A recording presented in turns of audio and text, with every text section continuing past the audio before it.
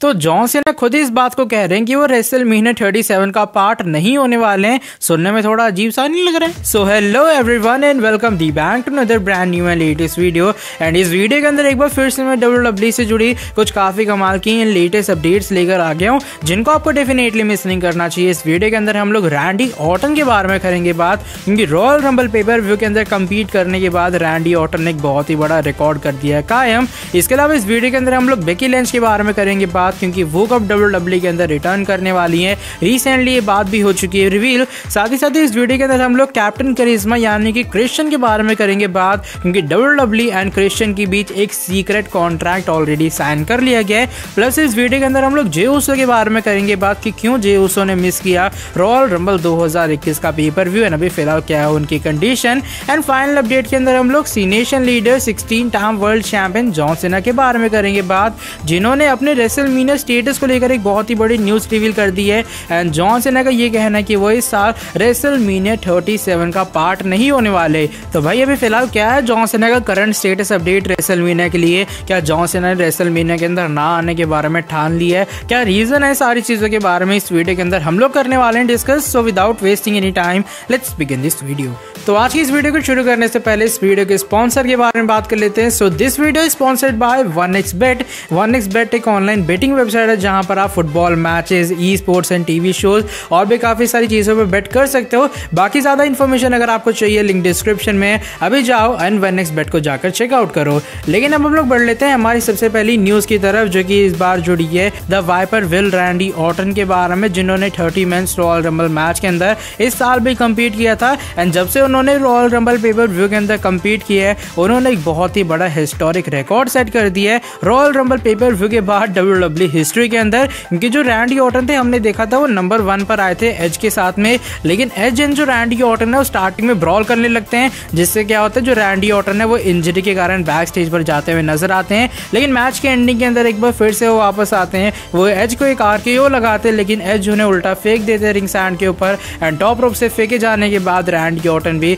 इस मैच के अंदर हमें एलिमिनेट होते हुए नजर आते हैं। तो यहाँ पर आपको बता दूं जो रैंडी ऑर्टन ने रिकॉर्ड बनाया है वो सैमी ज़ेन का रिकॉर्ड तोड़ के बनाया है, क्योंकि रैंडी ऑर्टन ऐसे पहले WWE के अब सुपरस्टार बन चुके हैं जिन्होंने रॉयल रंबल पेपर व्यू के अंदर 58 मिनट एंड 28 सेकंड के अंदर रहे हैं बिना किसी एलिमिनेशन को किए हुए। क्योंकि रैंडी ऑर्टन शुरुआत से ऑफिशियली एलिमिनेट नहीं हुए थे, वो मैच से बाहर नहीं हुए थे, इसलिए शुरुआत से लेकर आखिरी तक का जो पूरा टाइम है वो यहाँ पर काउंट होगा। और भाई रैंडी ऑर्टन रिंग के अंदर थे नहीं, तो वो एलिमिनेशन कहाँ से करते। और वहीं सैमी ज़ेन की बात रही तो जो सैमी ज़ेन है उन्होंने 2017 के रॉयल रंबल पेपर व्यू के अंदर ये रिकॉर्ड बनाया था, और वो 47 मिनट यानी कि 47 मिनट एंड 12 सेकंड्स तक रिंग के बीचों बीच बने रहे थे। और वहीं नयोमी की बात रही तो नयोमी ने भी 2019 की वुमेन्स रॉयल रंबल के अंदर एक रिकॉर्ड बनाया था, वो 52 मिनट एंड 23 सेकंड का था। लेकिन भाई रैंडी ऑर्टन ने इन सभी रिकॉर्ड्स को तोड़ दी है, क्योंकि उन्होंने 58 minute and 28 second royal rumble pay per view के अंदर रहे हैं बिना किसी भी एलिमिनेशन को किए। लेकिन अब हम लोग बढ़ते हैं आज की हमारी अगली अपडेट की तरफ, जो कि इस बार जुड़ी है जे ऊसो के बारे में। और जे ऊसो क्यों नहीं थे रॉयल रंबल पेपर व्यू के अंदर, इसको लेकर रिसेंटली एक बहुत ही बड़ी न्यूज रिवील हो चुकी है। अब जो रॉयल रंबल पेपर व्यू से पहले जे ऊसो थे स्मैकडाउन के एपिसोड में, वहां पर भी दिखाई नहीं दिए थे, क्योंकि रोमन रेंस अकेले शो के ऊपर हम सभी को दिखाई दिए थे, जहां पर जो केविन ओवेंस है उन्होंने रोमन रेंस को पूरे तरीके से डिस्ट्रॉय करके रख दिया था। हम सभी ये एक्सपेक्ट कर रहे थे कि शायद जे ऊसो स्मैकडाउन के ऊपर ना आ पाए, लेकिन रॉयल रंबल पेपर व्यू के अंदर जो उनका यूनिवर्सल टाइटल मैच है उनके भाई का यानी कि रोमन रेंस का, वहां पर हमें जे ऊसो जरूर आते हुए नजर आएंगे। लेकिन हम लोग क्या देखते हैं कि जे ऊसो इस मैच के अंदर भी छोटी सी इंटरफेरेंस भी नहीं करते हैं। और 30 मेंस रॉयल रंबल मैच के अंदर उनकी जो एंट्री थी वो पहले से अनाउंस थी, लेकिन भाई वो तो 30 मेंस रॉयल रंबल मैच के अंदर भी हमें आते हुए नहीं नजर आते। तो गाइस आपको बता दो F4W ऑनलाइन की तरफ से एक बहुत ही बड़ी न्यूज निकल कर आई है सामने।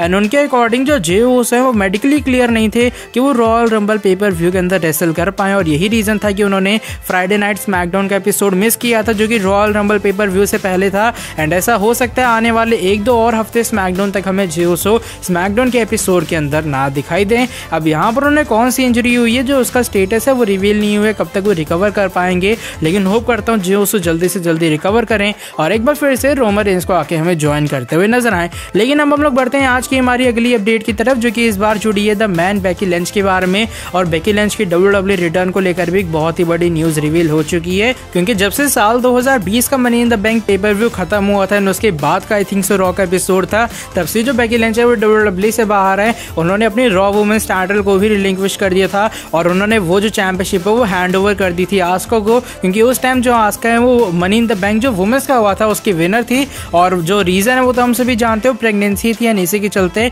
सेथ रॉलिंस भी कुछ महीने से बाहर थे ताकि वो अपने न्यू बॉर्न बेबी की थोड़ी बहुत केयर कर पाएं एंड थोड़ा बहुत अपना जो फैमिली के साथ टाइम है वो स्पेंड कर पाएं। लेकिन रॉयल रंबल पेपर व्यू के अंदर सेथ रॉलिंस की रिटर्न तो हो गई, लेकिन बेकी लिंच की रिटर्न को लेकर अभी फिलहाल एक बहुत ही बड़ी न्यूज़ निकल कर आई है सामने।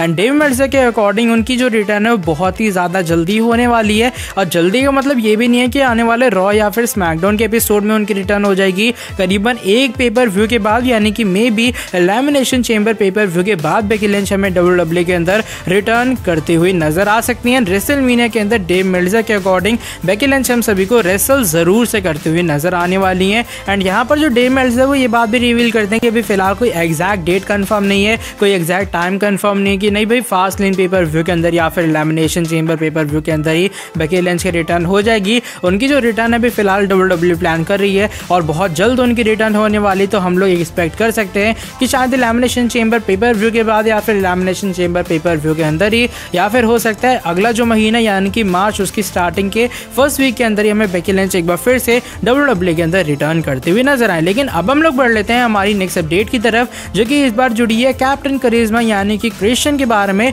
और क्रिश्चियन एंड WWE के बीच एक बहुत ही बड़ा कॉन्ट्रैक्ट साइन हो चुका है, जो कि इस बार एक पार्ट टाइमर सुपरस्टार का कॉन्ट्रैक्ट। तो ये जो रिपोर्ट आती है निकल कर सामने, ये रिंग साइड न्यूज की तरफ से निकल कर आती है सामने। रिंग साइड न्यूज ये बात रिवील करता है कि रॉयल रंबल पेपर व्यू से जस्ट एक हफ्ते पहले जो क्रिश्चियन है उनको WWE की तरफ से मेडिकली क्लियर कर दिया गया था कि वो हमें रेसल करते हुए नजर आने वाले हैं। रॉयल रंबल पेपर व्यू के बाद WWE एंड क्रिश्चियन के बीच एक न्यू कॉन्ट्रैक्ट साइन भी हो चुका है और क्रिश्चियन जो है हमें आने वाले टाइम में WWE के अंदर और भी काफी सारे मैचेस रेसल करते हुए भी नजर आ सकते हैं। एंड क्रिश्चियन की जो रिटर्न हुई है अभी फिलहाल WWE के अंदर वो as a part timer superstar हुई है। पार्ट टाइमर सुपरस्टार जैसे गोल्डबर्ग को मान लो कि साल के अंदर एक या फिर दो या फिर तीन मैचेस यहाँ पर वो रेसल हमें करते हुए नजर आ सकते हैं। और क्रिश्चियन जो है ऐसा भी हो सकता है हमें रेसलमेनिया 37 के अंदर एक बहुत ही बड़ा मैच रेसल करते हुए नजर आए। लेकिन यस, उनके एंड WWE के बीच एक पार्ट टाइमर का कॉन्ट्रैक्ट फिक्स हुआ है या फिर कह लो उन्होंने साइन कर लिया है। तो मेरे हिसाब से क्रिश्चियन के फैंस के लिए इससे बड़ी जो न्यूज़ है वो कोई हो नहीं सकती है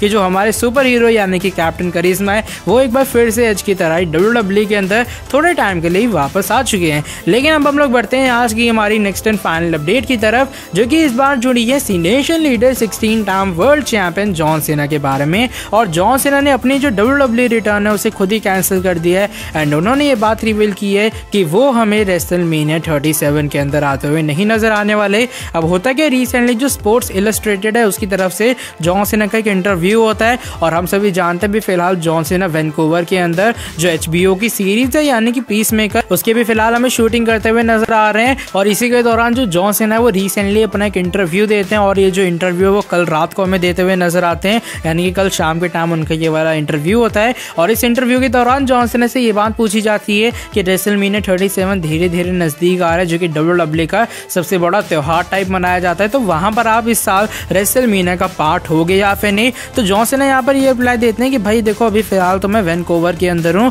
और मैं शूटिंग कर रहा हूँ पीस मेकर की, जो कि HBO मैक्स की एक बहुत बड़ी सीरीज है। फिर वो बताते हैं कि फिलहाल किस तरीके से क्वारंटीन के रूल चल रहे हैं। वो एक्सप्लेन करते हैं कि मान लो मैं कनाडा को लीव करता हूँ और जहाँ पर रेसलमेनिया हो रहा है मैं वहाँ पर जाकर रहता हूँ, तो 2 हफ्ते मुझे वहाँ पर क्वारंटीन रहना पड़ेगा। और उसके बाद मान लो मैं रेसलमेनिया अटेंड कर लेता हूँ, मैं फिर से कनाडा के अंदर वापस आता हूँ शूटिंग कंटिन्यू करने के लिए, तो यहाँ पर 2 हफ्ते मुझे और क्वारंटीन रहना पड़ेगा। यानी कि करीबन 1 महीने से ज़्यादा तो जॉन सीना को क्वारंटीन ही रहना पड़ जाएगा अगर वो हमें रेसलमेनिया 37 के अंदर आते हुए नजर आते हैं। और जॉन सीना यहाँ पर ये बात रिवील करते हैं कि मान लो अगर मैं आता हूँ रेसलमेनिया के लिए, मैं 2 हफ्ते पहले आ जाता हूँ कि चलो मुझे रेसलमेनिया अटेंड करना है, मैं 2 हफ्ते पहले आ जाता हूँ, 2 हफ्ते बाद क्वारंटीन रहने के बाद मैं रेसलमेनिया को भी अटेंड कर लूंगा। तो जॉन सीना यहाँ पर कहते हैं उसके कारण यहाँ पर जो मेरी अभी फिलहाल पूरी प्रोडक्शन चल रही है पीस मेकर की वो बंद हो जाएगी, उनका बहुत बड़ा नुकसान हो जाएगा। क्योंकि अगर हम लोग कंटिन्यू शूटिंग करेंगे तो जो मेरी पूरी शूटिंग है इस पीस मेकर सीरीज की वो जुलाई के अंदर खत्म होने वाली है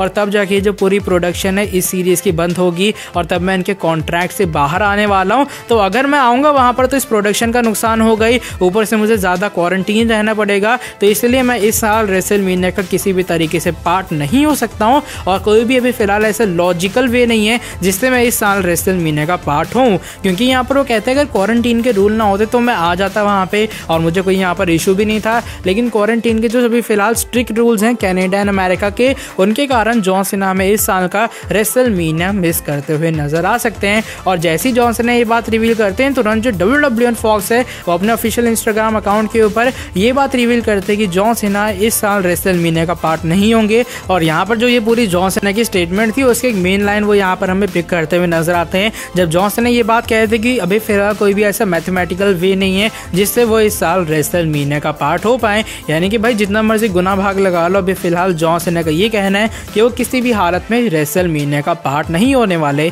तो चलो जॉन सीना ने अपना इंटरव्यू दिया वो अलग चीज़ है, लेकिन WWE स्पेशली उस चीज़ को हाईलाइट कर रही है। इस चीज़ पे मुझे थोड़ा अजीब सा लगा, क्योंकि अगर आप सभी को याद होगा रेसलमेनिया 32 के अराउंड भी यही बातें हो रही थी कि जॉन सीना इस साल रेसलमेनिया का पार्ट नहीं होने वाले। लेकिन जॉन सीना आखिरी में अपनी सरप्राइज एंड शॉकिंग रिटर्न करते हैं और वो हमें द रॉक की मदद करते हुए नजर आते हैं वाइट फैमिली के खिलाफ। और जैसे ही WWE फॉक्स ने ये वाली पोस्ट डाली है, काफी सारे फैंस का यही मानना है कि जॉन सीना जरूर से इस साल रेसलमेनिया का पार्ट होने वाले हैं। जस्ट WWE हम सभी को गुमराह करने के लिए ये वाली पोस्ट डाल रही है और जॉन सीना का ये वाला इंटरव्यू हुआ है। अभी फिलहाल इसको लेकर मेरा क्या ओपिनियन होगा भाई मुझे खुद समझ नहीं आ रहा कि मैं क्या कहूँ, क्योंकि रिपोर्ट्स के अकॉर्डिंग तो जॉन सीना को लॉक कर लिया गया पूरे तरीके से रेसलमेनिया के लिए। और जो विंस मैकमैन अभी फिलहाल अपने रेसलमेनिया के जो आइडियाज़ हैं वो भी स्क्रिप्ट राइटर्स के साथ शेयर नहीं कर रहे हैं। तो आने वाले टाइम में अगर इसको लेकर कोई भी अपडेट सामने आएगी, उसकी जो अपडेट है वो भी आपको हमारे चैनल पर जरूर से मिल जाएगी। आई नो ये वीडियो काफ़ी ज़्यादा लंबी होगी, लेकिन रियली सॉरी उसके लिए। एंड ये वाले आज की जो वीडियो बस यहीं तक थी। अगर आपको ये वाली वीडियो पसंद आई है तो ऑफकोर्स नीचे वीडियो को लाइक के बिना कहीं मत जाना। जॉन सीना की इस पूरी स्टेटमेंट के बारे में आपका क्या ओपिनियन है नीचे मुझे ऑफकोर्स कमेंट के अंदर जरूर बताना। साथ ही साथ अगर आप लोगों चैनल पर नए तो ऑफकोर्स कर सकते हैं यार चैनल को सब्सक्राइब और नोटिफिकेशन बेल को भी ऑन, ताकि आगे भी आपको हमारे चैनल पर कुछ ऐसी इंटरेस्टिंग कमाल के और भी फ्रेश अपडेट जानने को मिलती रहे। बाकी मैं मिलता हूँ आपसे नेक्स्ट वीडियो के अंदर काफी जल्दी। Till then bye bye, take care.